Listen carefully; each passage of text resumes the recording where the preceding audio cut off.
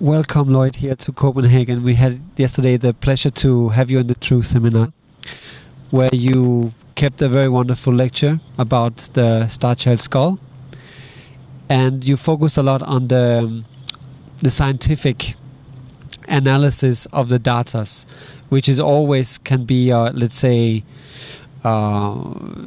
difficult to get around in such a lecture because the audience might not be on that level of understanding. Right. But I think you did it really well. And now what I would like to hear is more, let's say, the impact of what do you believe is the impact on the social and cultural level from this research you have been doing. Have you, like, say, made some observation already of what could be the impact of such a discovery also in the scientific world? Well, obviously we've been working on this for 13 years, almost 14 years now, so we've given it considerable thought to what would happen once the Starchild is firmly established as an alien being on the Earth, living here, dying here, being buried here 900 years ago. So there was at least once when that happened, for sure, and the Starchild will establish that. So it's going to provide, unfortunately, not as dramatic an impact as the proverbial UFO landing on the White House lawn, or a UFO hovering over a football stadium somewhere in the world, or something that is just so utterly undeniable that there's no way for the mainstream, those who keep such information suppressed, to keep it suppressed. It would have to come out. Well, that's a complete, overnight, dramatic change in everybody's reality. What the Starchild provides, and I believe the reason I've been allowed to move forward with it in the way that I have, is that it provides a halfway point toward full disclosure. It allows those who want to believe in UFOs and aliens to say, well, okay, yes, they were here once, and that means that all of the sightings and everything mean that they're still here and still with us. But those conservative voices, those people who are afraid of the future, who always want to look to the past and say, I wish everything around me now was the way it was when I was growing up. And the world is filled with people like this, who don't look to the future, who look to the past. And those conservative voices will be able to say, in terms of the Starchild, well, okay, once 900 years ago, but that doesn't mean right now. That doesn't mean that all these people saying that they see UFOs and all that they know anything and that it's true. So I think the Starchild provides a perfect middle step for those in authority to bring a large portion of us into the reality of alien existence, but it leaves behind those who don't want to go. Because if the UFO lands on the White House lawn, those that don't want to go have a very dramatic emotional experience to live through. And I think that the Starchild provides a good transition to give everybody a way to slide toward full disclosure at some point in the future. That's how I see it. You mentioned here that, let's say, that's why it has been allowed for you to do your work, and you also mentioned yesterday that there has, concerning the research laboratorium, that there had been done some forgery or mistakes, but kind of very serious mistakes, which is like questionable if it has been done on purpose. Right. Well, that was back in 1999. I don't see any problems with the labs that we're working with now. But in 1999, pressure was applied to a lab to give a phony result that made the Starchild look like it was just a human. It was what the mainstream wanted to hear, and so that was the result that was given. We knew by 2003 that result was false, was phony. But still to this day, mainstream scientists who are against the Starchild, who are conservative and want to keep things the way they are with no change, they still refer back to that original phony test as the result for the Starchild, that it was a human.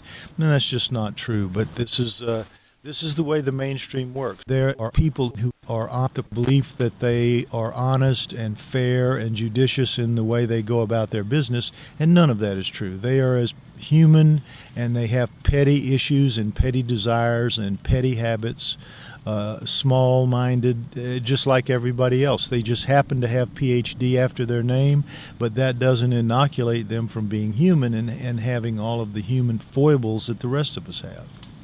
I would like to hear the connection with the Starchild skull and the so-called long skulls, because there have, let's say, also been a lot of diggings and archaeological founds in South America, other places with the so-called long skulls, and I'm sure you're familiar with this.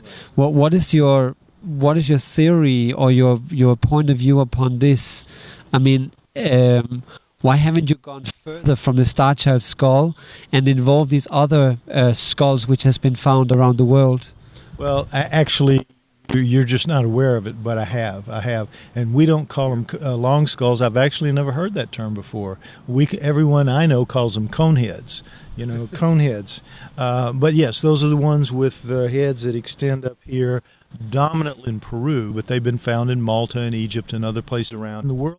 And the coneheads, what distinguishes them from us is, of course, the largeness of their brains. They carried a brain that was literally twice the size of our brain. We average about 1,400 cubic centimeters. They average between 2,800 and 3,000. So they have a very big brain relative to ours, and we know that was brain because when you x-ray their heads, you can see the vein marks all the way up. So they were normal at that size, which means they're not human. So whatever the coneheads were, they weren't human like us. They were something else. But there are also some physical differences in the jaw and in their teeth. And while they have human-like faces, they're going to turn out to be not entirely human, whatever they are. Now, I am working with a man named Brian Forster, who lives in Peru and who has access to at least a couple of hundred years ago by his work in a museum down in Paracas, Peru. So he has sent me a number of samples that I have then forwarded to my geneticist, and we are working on figuring out what the coneheads are. But the problem with the coneheads is that their remains are much more damaged, much more desiccated, much more contaminated by bacteria, the bacteria of death and otherwise, than is the Starchild, because the Starchild was buried in a mine tunnel in Mexico 900 years ago. So for 900 years, up until 1930, it stayed in what was the equivalent today of a climate-controlled storage locker. Climate control where they have air conditioning and heat so that the temperature is always the same. So if you store your objects in this storage locker, they're going to be fresh. They won't ever get too hot, ever get too cold, climate-controlled. And that's what a cave or a mine tunnel is. So the Starchild its bone is very well conserved. And what we have found, or what our geneticist has found from the first couple of rounds of attempting to work with the conehead bone, is it's very much more degraded. It's going to be very much more difficult to work with. Not impossible. Don't misunderstand. It's not impossible. We can get all of the answers we need out of the coneheads in the same way we can get those answers out of the Starchild, but it's going to take a little more time and trouble and effort to recover from the coneheads what will be fairly easy to recover from the Starchild. We were talking earlier about Sitchin today, and I would like to know your, let's say, relation with Sitchin and his theories, and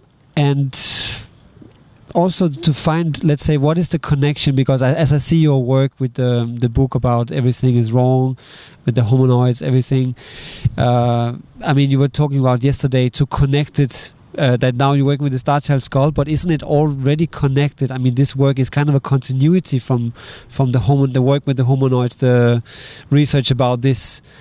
Could you give us, let's say, our synthesis of what is the connection between these different areas of research? Well, with the work of Zecharia Sitchin, What he deals with is life on Earth from about 300,000 years ago until now. And in those 300,000 years, he's dealing with the writings of the Sumerians of about 5,000 years ago, in which they put down on clay tablets their understanding of their own history and the reality of the world as it was told to them by their gods, by their multiple gods living with them at that time in Sumer. And what those gods essentially told them, the story they told them was, we gods created you, the Adamu, A-M-U, the Adamu, about 200,000 years ago, to be our slaves and our servants. And we created not just you, but all domesticated plants and animals. And it is a fact that all domesticated plants and animals do all tend to appear around 10,000 years ago, in a window of 10,000 years around that. So, and the gods claimed that they did that to give themselves their ease on this planet, meaning they're from another place. They come to this planet. It's not really suited to them biologically, so they take what's here and they modify that to be things that they can use in terms of the domesticated plants and animals. And then in some instances, they seem to bring things in from their planet, things like coconuts and bananas that have just no record on Earth. They just, boom, they appear, and one day in the fossil record there's no trace of it, and then another day they're there. So some things they domesticated by, they created by genetic engineering what was here, and other things they just brought here because they knew that it would survive in this environment. So that's Sitchin's work. My work was about hominoids and human origins based on the research of hominoids, which is Bigfoot, the abominable snowman. Everybody knows those terms. And Yeti is one for the abominable snowman, and Sasquatch is one for Bigfoot. But there are actually four kinds. There's the giant kind, which is Bigfoot, Sasquatch. There's a man-sized kind, abominable snowman, Yeti, and they are very primitive and they live only in the Himalayas.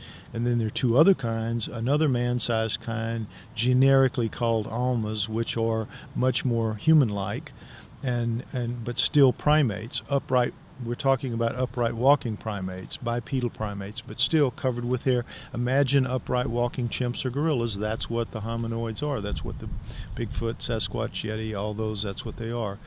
So they're the almas, and then the last kind are the Siddhapas, Agagui Siddhapas, whatever you want to call them, and they are the pygmies. They are about 4 feet tall and live in the band of jungle around the equator. The other three live in the deep forests and swamps and jungles too of the world that are left. Most people are surprised to learn that humans dominate on only about 50% of the planet, of the arable land of the earth. If you strip away the deserts, strip away the tundras, I'm talking about the arable land, the land where something could live on it, half of that is all humans live on, dominate. The other half belongs to the hominoids. And there is in the fossil record, there's clear evidence of bipedal primates going back as far as 20 million years. Now, mainstream science, very few of them will acknowledge that truth. There's a book called The Upright Ape by Dr. Aaron Filler that goes over it in considerable scientific detail. The proof of upright walking primates as far back as 20 million years ago. But if you have upright walking primates 20 million years ago, 10 million years ago, 8 million years ago, and our own archaeologists and geologists and anthropologists are acknowledging now that it looks to them like the first upright walking, what they call prehumans, occur at about 6 million years ago. So you've got the ones that they don't accept at 20 million, 10 million, 8 million. They start accepting them at 6 million on down. The reality of it is those are not pre-humans. Those are hominoids continuing on from 20 million years ago, living right on and living to today. That's what the Bigfoot and the rest of them are just those upright walking primates from the Miocene, that era of 20 million years to 5 million years ago. It's called the Miocene. And they're just part of the Miocene apes. So what I did, you asked, the question was, yes, where does my work fold in with Sitchin's? My work was the front end of what he didn't have. I could provide a front end that he didn't have, and he could provide a back end that I didn't have. I could tell that humans didn't evolve on Earth, but I didn't know where we came from. I didn't have a logical, believable, sort of fact-based reason for where we came from and when. He had all of that. I didn't have the front end of what he had, the front of the 300, how did we get to the 300,000 year mark? He didn't have that. So what I did, and everything you know is wrong, is I put those two things together, my own work about hominoids and human origins, and I put it together with his work about human origins, and came up with something new and different, and that was richer because it had a broader canvas. And so that's how it all fits together, I think, in a way that is believable to anyone that reads it. So your work now with the Starchild skull is, let's say, is an addition to this work, right, in the sense that if it will be acknowledged in the scientific fields, official fields, I guess it will be very close to also acknowledging, at least considering and starting to research in Sitchin's work, in your work as well. Well, yes, I think that what will happen is with the Starchild, it will open the gates for mainstream scientists to look at these right now forbidden areas of research. Right now, a mainstreamer simply can't study Sitchin, can't take Sitchin seriously, can't take me seriously, can't study what I do, because it's just forbidden. If you do that, you're not one of us. If you as a mainstream scientist take any of that seriously that we have already declared off limits, that we've already made a decision about. We have made a decision that UFOs aren't real. We have made a decision that aliens aren't real. We have made a decision that hominoids are not real. All of these things cannot be talked about, cannot be researched. You can't even think about them in a positive way. That's the rule among mainstream scientists. What the Starchild can do is just throw that rule out the window, just absolutely demolish it, get rid of it. So then younger scientists who aren't as who maybe want to make their reputation and are more intellectually curious than their elders, they are the ones who are most likely to start exploring these topics in a very serious way. And I think very, very good research will come out of that, and a complete overhaul of our understanding of who and where we are and what our place in the universe is will eventuate from those younger scientists having the shackles removed from their minds so that they can explore all the possibilities that people like me and Sitchin and many others are exploring, which is that truth about us. So your work in this connection, do you also see it as a let's say fine balance between reaching the public but also reaching into the scientific world? I try to reach into the public as much as I can, but I don't bother with science. I've talked to enough of them. I know what the score is with them. They are just simply forbidden from considering this kind of stuff. So while they may on an individual basis speak to me in private, there's no way that they're going to go to a lecture with where other scientists might be there and see them there, and just they could be excommunicated from being a scientist for attending a lecture like the kind that I give, because it's so volatile and it's so damaging to their mainstream position. They just simply can't afford to do that, and I don't think they're going to do it. Ordinary people, they don't have those constraints on them, so I work hard at communicating to ordinary people too. But the big hurdle with ordinary people is that they're very thoroughly brainwashed by the mainstream people who say that UFOs aren't real, aliens aren't real, Bigfoot isn't real, and they drumbeat it so often that the majority of people believe that that's true, believe that scientists know what they're talking about when they say that hominoids aren't real, Starchild isn't real, on and on. So people have to think for themselves, but they're not good about thinking for themselves. And because they're not good about thinking for themselves, I have to really, really have material that just overwhelms you just overwhelms you, or you're not going to be impressed. And I think that's where we are now. I think we have some very overwhelming material. It seems to be a generalized, let's say, pattern. Also, yesterday at the Truth Seminar, we had Niels Hyde talking about the same situation, that if he would be in a scientific forum in front of all his colleagues, they will not be able to, let's say, put up easy lies, because they have their colleagues sitting next to them and they cannot lie about certain physical facts. So somehow the door to getting these things acknowledged, it has to go through the scientific world, doesn't it? Or can it reach to the public? You're making it sound like they get to make a choice. They'll never make a choice in our favor. That won't happen. What we have to do is literally cram it down their throats. We have to force them to tolerate it. We have to treat them like little children, where you just sit them down at a plate of food they don't want to eat and sit there till they eat it. That's kind of what we have to do with scientists in terms of the Starchild.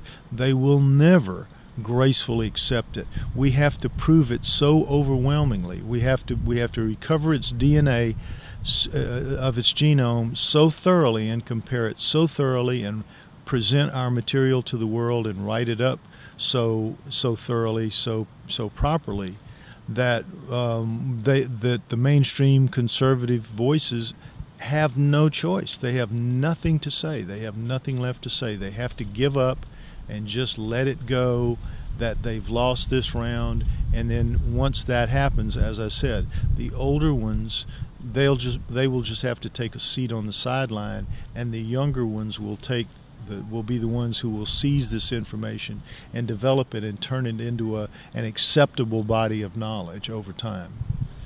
I can't help thinking then, what is the difference between our age today and, let's say, the Renaissance or the Middle Age?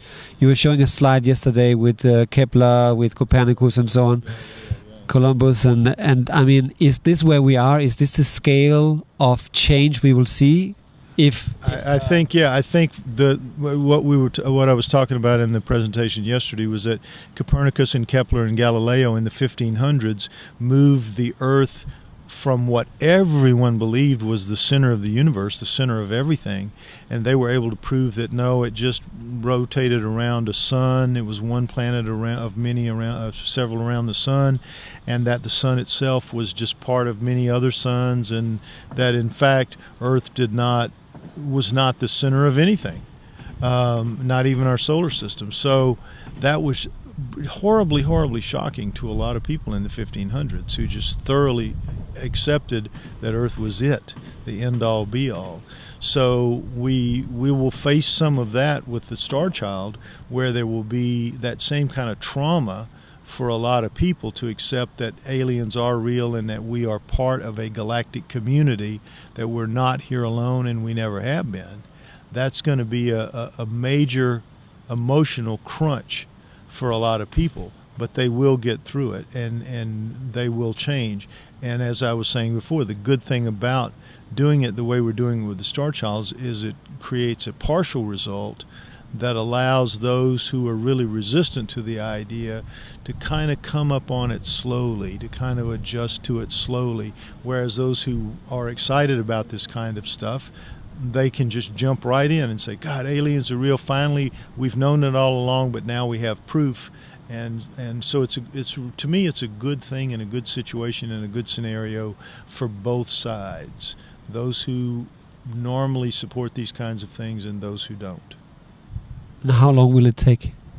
With the Starchild, from the time we're funded, and we need a considerable amount of funding, but once we get it, and we will get it eventually, from the time we get it to the time we get the result of our mitochondrial DNA will be probably 4 to 6 months, because the first month or two is going to have to go to just getting ourselves arranged, getting companies set up, doing all of that. But let's say 4 to 6 months for the mitochondrial DNA result, and a year to 18 months for the nuclear DNA. Mitochondrial DNA, everybody should know, is only 16,569 base pairs long, and the nuclear DNA is 3 billion base pairs long. So it's going to take a considerably longer time to get the nuclear DNA, but in the end, we'll have both, and we'll be able to lay it down against the human genome, and we'll be able to show all the hundreds and thousands of places where it's different, and not just different from human life on Earth, different from anything that we have on the planet. It's going to be really an amazing thing that we're going to be able to prove with this. Thank you very much, Lloyd, and thank you so much for attending the True Seminar here in Copenhagen. My pleasure. Look for the next 6 months to a year, big announcements within 6 months to a year, I'm sure. Thank you.